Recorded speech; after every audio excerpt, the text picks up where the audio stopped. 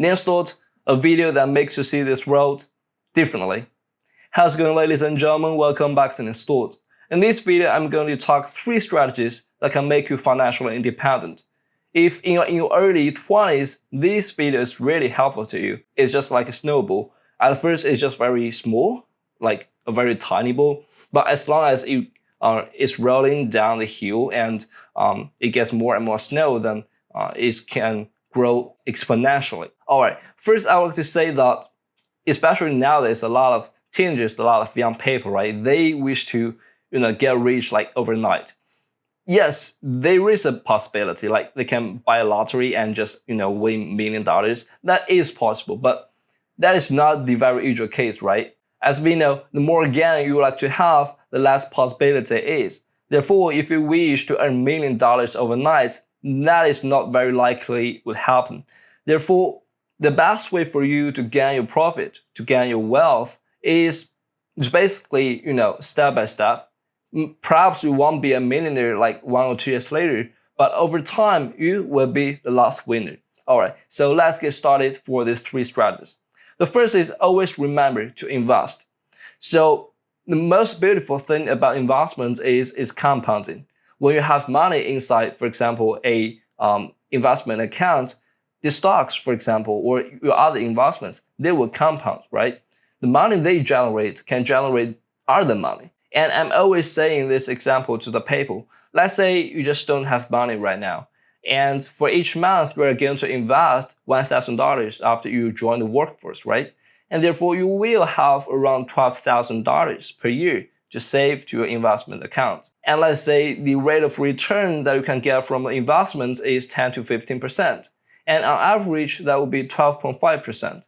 And therefore, in this case, if we invest $12,000 per year and 12.5% rate of return, we can actually have over $38 million after 50 years. So let's say right now you're just like 20 or 25, and 50 years later, when you are going to retire, like around 75 years old, you are going to have over $38 million.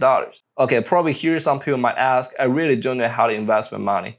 I just don't have any resource. My best suggestion for you is to just invest in some ETF.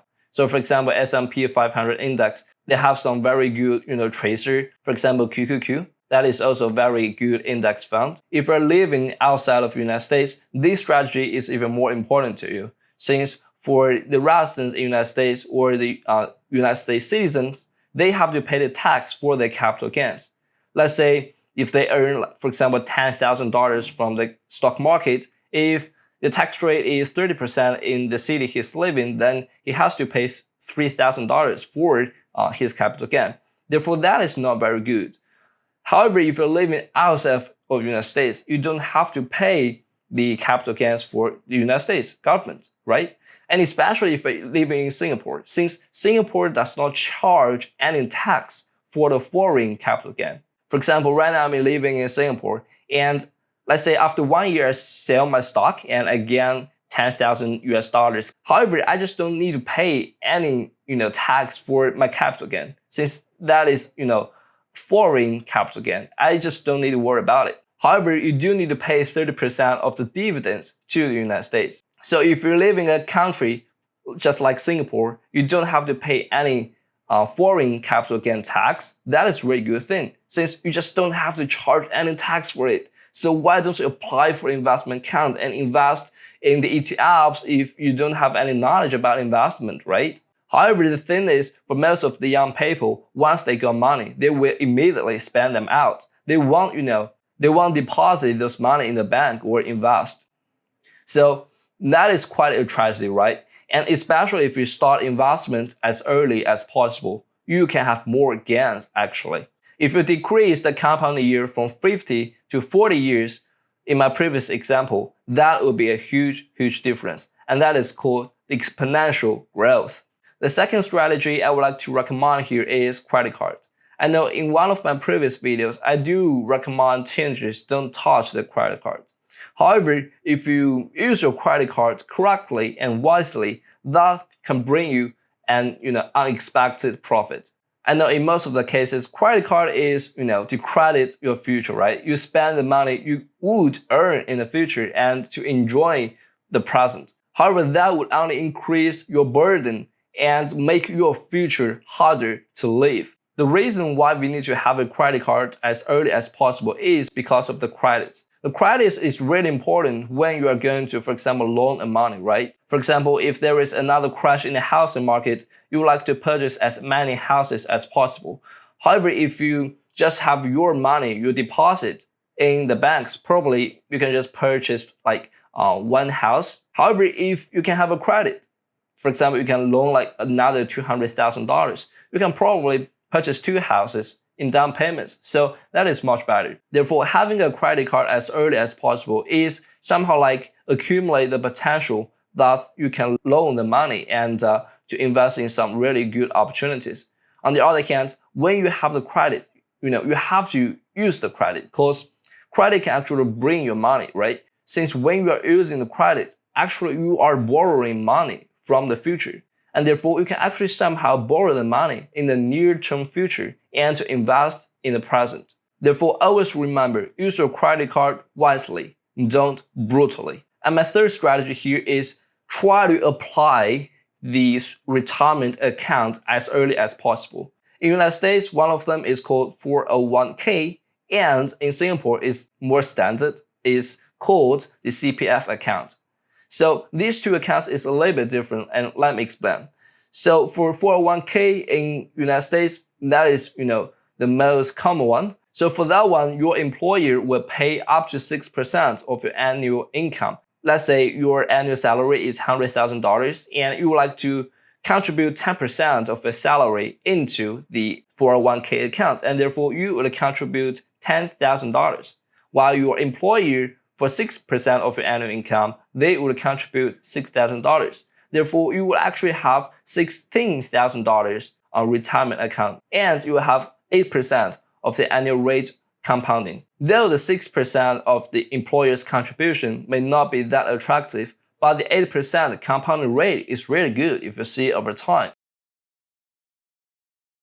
And for a simple CPF account, it's a little bit different. So for CPF accounts, it varies by age. Here, I would like just to mention the age equals or below 55 years old. Therefore, if you are below or equal to 55 years old, you will contribute 17% of your monthly income, while your employer, they will contribute 20% of your monthly income. So that is really attractive, since for a large portion in your retirement account, in CPF account, is actually contributed by your employer.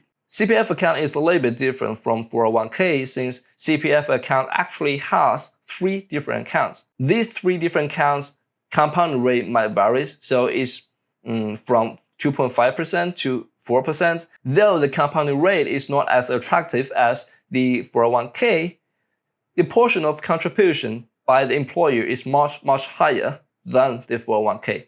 Therefore, no matter you are living in Singapore or in the United States, I would strongly encourage you to apply for these retirement accounts. There are still 2 more things that make the retirement account so attractive. The first thing is, the retirement account is totally tax deductible. For example, if you earn $100,000 per year and you devote $10,000 to your retirement account, only the remaining $90,000 are tax payable. Therefore, you don't have to pay tax for the $10,000 that you devote into your retirement account. On the other hand, when you got retired, the money in your retirement account, the money which is actually the compounded money, you don't have to pay any tax for that. Therefore, it's like your retirement account is helping you saving a lot of tax, not just for your working time, but also when you got retired, you also don't have to pay tax for it.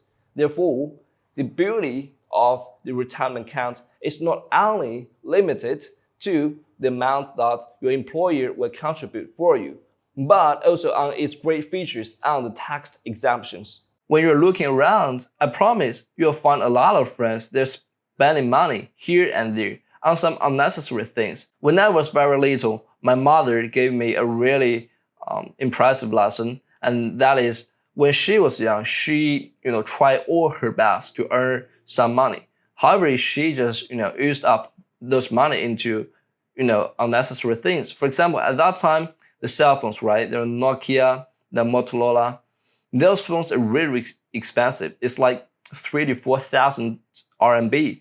So at that time, the average salary, I would say just 2,000 to 3,000 RMB, like around 20 years ago. And my mother also purchased a computer, a laptop from IBM. So that laptop, if you're looking nowadays, that is just so cheap. It's out of the date, but 20 years ago, that is something amazing, right? And for that laptop, I think she spent like 20,000 RMB. And today, when you're looking back, if you can invest this money, like 10,000 or 20,000 RMB into stock market or into other kind of investments, that will bring you much more money, right? And for those stuff, it's like just after 1 or 2 years, they're deposed. They just cannot use forever. They're not durable. There are also a lot of examples in our life, right? For example, our cell phones. I won't say the brand for my phone, but it's a Chinese brand. When you purchase an Apple, you can actually purchase 3 to 4 cell phones like this. However, the more important thing is the functionalities or the hardware for these phones, for these cell phones, actually much better to the Apples. So why would I spend so much money on Apples? On the other hand, I also would like to mention a really famous example, and that is Warren Buffett. Warren Buffett uses his phones for decades, and that is not a smartphone, that is a flip phone. And if you look in the houses Warren Buffett lives, and he also mentioned previously that the purchasement for his houses is one of the most successful investments in his life. Probably you can save $1 from a meal, another dollar from a trip.